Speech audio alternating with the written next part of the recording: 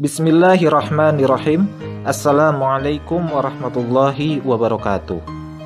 Ananda santri kelas 7 MTS Husnul Khotimah yang dirahmati Allah, Ustadz doakan semoga antum dan keluarga berada dalam kondisi sehat walafiat, tetap semangat belajar, dan semoga rahmat, hidayah, serta taufik Allah Subhanahu wa Ta'ala senantiasa menyertai aktivitas sehari-hari. Di kesempatan pertemuan ketiga ini, kita akan melanjutkan materi pembahasan bab 1 yang berjudul Proses Perumusan dan Penetapan Pancasila sebagai Dasar Negara.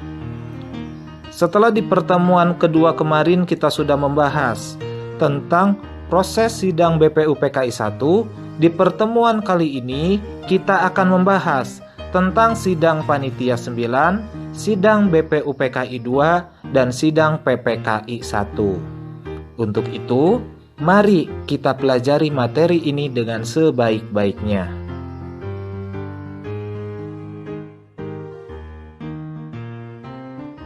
Poin pertama yang akan kita bahas adalah tentang kronologi perumusan Pancasila. Mempelajari materi ini penting agar kita bisa tahu tentang bagaimana proses kesejarahan perumusan Pancasila berdasarkan garis waktu yang terjadi pada saat itu. Yang pertama ada pada tanggal 29 sampai dengan tanggal 31 Mei 1945.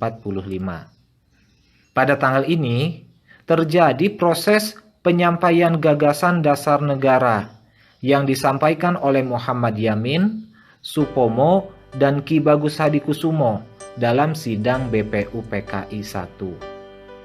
Lalu pada tanggal 1 Juni 1945, pada tanggal ini Insinyur Soekarno menyampaikan gagasannya mengenai dasar negara yang kemudian diberi nama Pancasila, dan ini masih tetap terjadi pada sidang BPUPKI 1. Poin yang ketiga yaitu pada tanggal 22 Juni. Pada tanggal ini lahirlah sebuah dasar negara yang disusun oleh sebuah panitia kecil yang beranggotakan 9 orang. Dasar negara berdasarkan hasil rumusan tanggal 22 Juni ini kemudian diberi nama Piagam Jakarta atau Jakarta Charter. Lalu yang keempat, tanggal 10 sampai dengan 16 Juli 1945.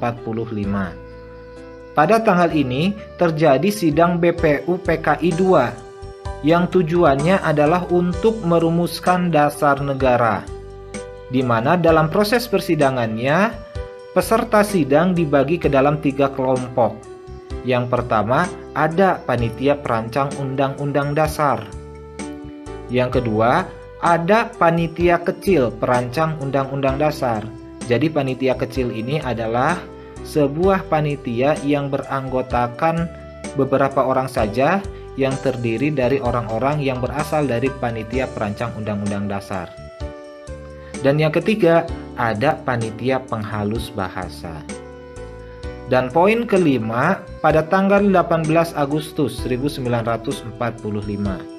Pada tanggal ini terjadi proses pengesahan Pancasila sebagai dasar negara yang kemudian dimasukkan ke dalam pembukaan Undang-Undang Dasar Negara Republik Indonesia tahun 1945 yang terjadi di dalam sidang PPKI 1. Dan untuk kesempatan kali ini, dikarenakan poin ke-1 dan ke-2 telah kita pelajari bersama, maka sebagaimana kita bisa lihat di tampilan layar, kita akan memulai materi pembelajaran hari ini berdasarkan poin ke-3, ke-4, dan ke-5, yaitu dari tanggal 22 Juni sampai dengan tanggal 18 Agustus 1945.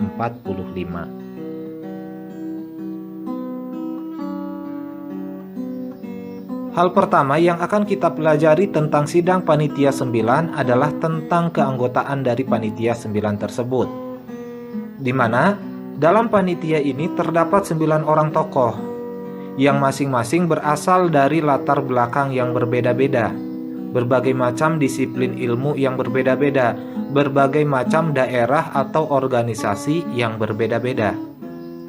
Kesembilan orang tersebut adalah yang pertama Insinyur Soekarno, Beliau di samping sebagai anggota Panitia 9 juga bertindak sebagai Ketua Panitia 9 tersebut.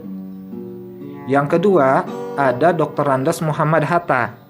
Ketiga, ada Muhammad Yamin. Yang keempat, ada Ahmad Subarjo. 5. Abi Kusno Cokro Suyoso. 6. Kiai Haji Abdul Wahid Hashim. 7. Kiai Haji Abdul Kahar Muzakir. 8. Haji Agus Salim. Dan 9. Alexander Andreas Maramis. Yang harus kita ketahui, adanya Panitia 9 ini tidak terlepas dari hasil sidang BPU PKI 1. Sidang BPU PKI 1 salah satu hasilnya adalah membentuk sebuah panitia kecil yang bertujuan untuk membahas lebih lanjut mengenai konsep dasar negara yang sudah dikemukakan oleh para tokoh dalam sidang BPU PKI 1 tersebut. Adapun pelaksanaan sidang Panitia 9 ini terjadi pada tanggal 16 sampai dengan tanggal 22 Juni 1945 yang bertempat di kediamannya Insinyur Soekarno, Jalan Pegangsaan Timur nomor 56 Jakarta. Dan hasil dasar negara yang disepakati oleh Panitia 9 kemudian diberi nama Jakarta Charter atau Piagam Jakarta. Isi dari Piagam Jakarta itu tidak jauh berbeda dengan isi pembukaan Undang-Undang Dasar 45 yang kita kenal sekarang. Namun perbedaannya ada di poin ke-1 mengenai dasar negara. Apa isi dari Piagam Jakarta tersebut? Isi dari Piagam Jakarta yaitu 1. Ketuhanan dengan kewajiban menjalankan syariat Islam bagi pemeluk-pemeluknya. Kedua, kemanusiaan yang adil dan beradab. 3. Persatuan Indonesia. 4. Kerakyatan yang dipimpin oleh hikmah kebijaksanaan dalam permusyawaratan perwakilan. Dan 5. Keadilan sosial bagi seluruh rakyat Indonesia. Itulah konsep dasar negara berdasarkan isi Piagam Jakarta. Sehingga tanggal 22 Juni sebagai hari terakhir pelaksanaan sidang Panitia 9 dikenal sebagai hari lahir Piagam Jakarta.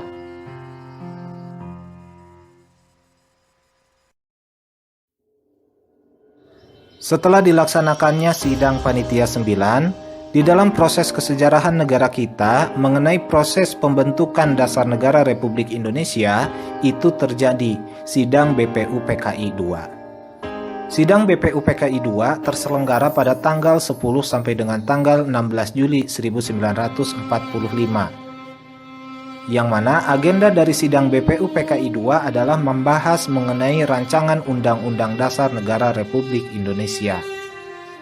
Undang-Undang Dasar Negara Republik Indonesia yang dibahas di dalam sidang BPU PKI 2 ini harus berdasarkan pada isi yang termuat di dalam Piagam Jakarta.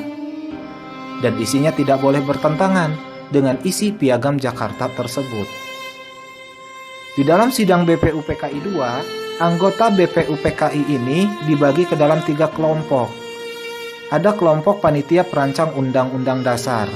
Ada kelompok panitia kecil perancang Undang-Undang Dasar. Ada kelompok panitia penghalus bahasa. Panitia perancang Undang-Undang Dasar terdiri atas Insinyur Soekarno yang bertindak sebagai ketua. Ada A.A. Maramis, ada Otto Iskandar Dinata, ada Purboyo, ada Haji Agus Salim, Ahmad Subarjo, Supomo, Maria Ulfah, Wahid Hashim, Parada Harahap, J. Latuharhari, Susanto Tirto Projo, ada Sartono, Wongso Negoro, Wiryo Ningrat, R.P. Singgi, Tang Eng Hout, Husein Jayaningrat, dan Sukiman. Lalu ada panitia kecil perancang Undang-Undang Dasar, yaitu ada Supomo, Wongso Negoro, ada Ahmad Subarjo, ada A.A. Maramis, ada R.P. Singgi, Haji Agus Salim, dan Sukiman. Dan yang terakhir ada panitia penghalus bahasa, yaitu di dalamnya ada Supomo dan juga ada Husein Jayaningrat. Dan Sidang BPU PKI II ini menghasilkan kesepakatan berupa Rancangan Undang-Undang Dasar Negara Republik Indonesia tahun 1945. Itulah pembahasan dasar negara yang sudah dilakukan oleh organisasi yang bernama BPU PKI. Dan pada tanggal 7 Agustus 1945, dikarenakan BPU PKI sudah dianggap selesai melaksanakan tugasnya, maka organisasi ini pun dibubarkan. Dan untuk melanjutkan tugas dari BPU PKI, maka dibentuklah sebuah organisasi baru yang diberi nama PPKI pada tanggal 7 Agustus 1945. PPKI ini adalah kependekan dari Panitia Persiapan Kemerdekaan Indonesia, yang dalam bahasa Jepangnya disebut dengan Dokuritsu Junbi Inkai. Sekilas tentang PPKI. PPKI ini didirikan tadi tanggal 7 Agustus 1945 dengan ketuanya yaitu Insinyur Soekarno dan wakilnya Muhammad Hatta. Anggota PPKI berjumlah 21 orang yang terdiri dari Insinyur Soekarno, Muhammad Hatta, Dr. Rajiman Widyoningrat, ada Oto Iskandar Dinata, Ki Bagus Hadikusumo, Kiai Haji Wahid Hasim, ada Pangeran Suryo Mijoyo, ada Pangeran Purboyo, ada Sutarjo, ada RP Suroso, ada Supomo, ada Daidanco Abdul Qadir, ada Yap Chuan Bing, ada Muhammad Amir, Teku Hasan, ada Abdul Abbas, ada Samratulangi, ada Andi Pangeran, ada Aha Hamidan, ada Gusti Ketut Kuje, dan ada J. Latu Harhari. Itulah sekilas tentang PPKI. Setelah sekilas kita mempelajari tentang apa itu PPKI, selanjutnya kita akan mempelajari tentang keputusan-keputusan yang dihasilkan oleh PPKI melalui proses persidangan yang telah dilakukannya. Yang perlu kita ketahui adalah PPKI melakukan persidangan sebanyak 3 kali, yaitu tanggal 18, 19, dan tanggal 22 Agustus tahun 1945. Berkaitan dengan dasar negara, itu sudah selesai pada tanggal 18 Agustus 1945 dalam sidang PPKI 1. Sehingga untuk sidang PPKI 2 dan 3 kita tidak akan membahasnya. Keputusan yang dihasilkan dari sidang PPKI 1 itu ada 3, yaitu 1. Mengesahkan UUD Negara Republik Indonesia tahun 1945 sebagai dasar negara. 2. Memilih dan menetapkan Insinyur Soekarno sebagai presiden dan Dr. Andes Muhammad Hatta sebagai wakil presiden. 3.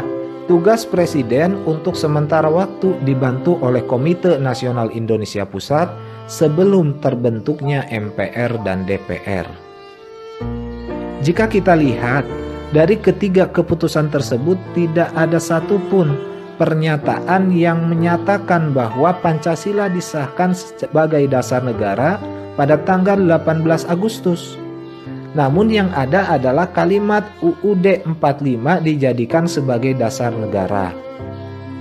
Yang harus kita pahami, antara Pancasila dengan UUD 45 merupakan satu kesatuan yang tak dapat dipisahkan, di mana sila-sila yang termuat di dalam Pancasila itu sudah tertuang di dalam alinea keempat pembukaan UUD 45. Sementara itu, untuk isi dari UUD 45 itu harus sesuai dengan nilai-nilai yang terkandung di dalam Pancasila. Oleh karena itu, antara Pancasila dengan UUD 45 bisa disebut sebagai satu kesatuan yang tak dapat dipisahkan. Lalu mungkin timbul pertanyaan, kenapa rumusan dasar negara yang pertama yang termuat di dalam Piagam Jakarta itu berbeda dengan rumusan dasar negara yang termuat di dalam alinea keempat pembukaan UUD 45 tersebut? Jawabannya adalah karena isi dari Piagam Jakarta, khususnya poin pertama ini mendapatkan penolakan dari orang-orang Indonesia Timur, di mana menurut orang-orang Indonesia Timur yang mereka mayoritas beragama Islam, jika poin pertama dari Piagam Jakarta ini tetap dijadikan sebagai dasar negara, maka Indonesia akan cenderung bersifat Islam sentris. Sehingga orang-orang Indonesia Timur lebih memilih untuk keluar atau tidak bergabung dari negara Republik Indonesia. Tentu ancaman dari orang-orang Indonesia Timur ini menimbulkan kekhawatiran dari tokoh-tokoh bangsa kita. Jika mereka benar tidak bergabung dengan Indonesia, akan timbul perpecahan di antara para pendiri negara dengan orang-orang Indonesia Timur, dan yang pada akhirnya akan lebih mempermudah bagi bangsa-bangsa penjajah untuk kembali menguasai negara kita.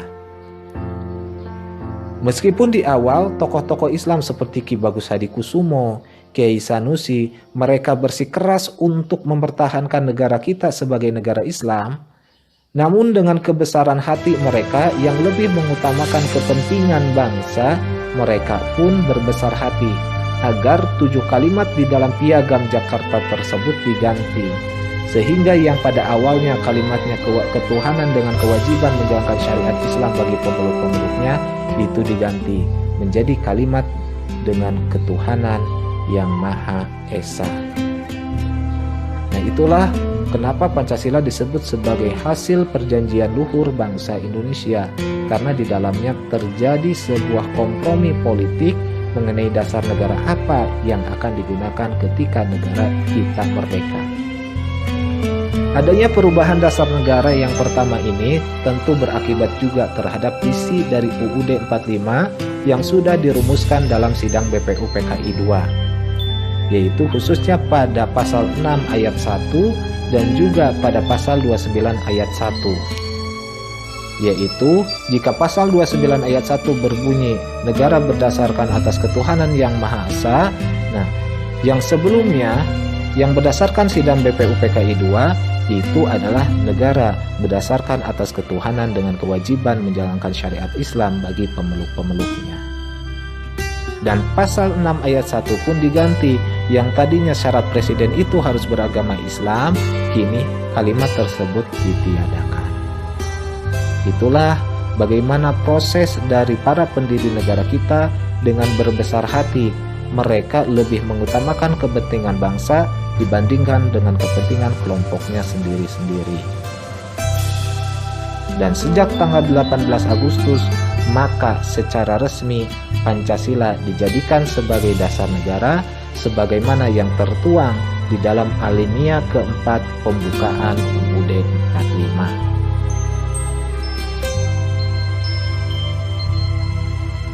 Demikianlah pembahasan materi kita di kesempatan pertemuan ketiga ini tentang proses perumusan dan penetapan Pancasila sebagai dasar negara yang sudah dilakukan dalam sidang Panitia 9, sidang BPU PKI 2, dan sidang PPKI 1. Dan dapat kita simpulkan bahwa tanggal 1 Juni yang dikenal sebagai hari lahir Pancasila itu menghasilkan istilah Pancasila sebagai dasar negara. Namun, untuk rumusan dari dasar negaranya sendiri secara resmi disahkan pada tanggal 18 Agustus 1945. Dan isi dari rumusan dasar negara itu sendiri itu yang sesuai dengan yang tertuang di alinea keempat pembukaan UUD 45. Demikian pembahasan kita, kurang lebihnya Ustadz ucapkan mohon maaf.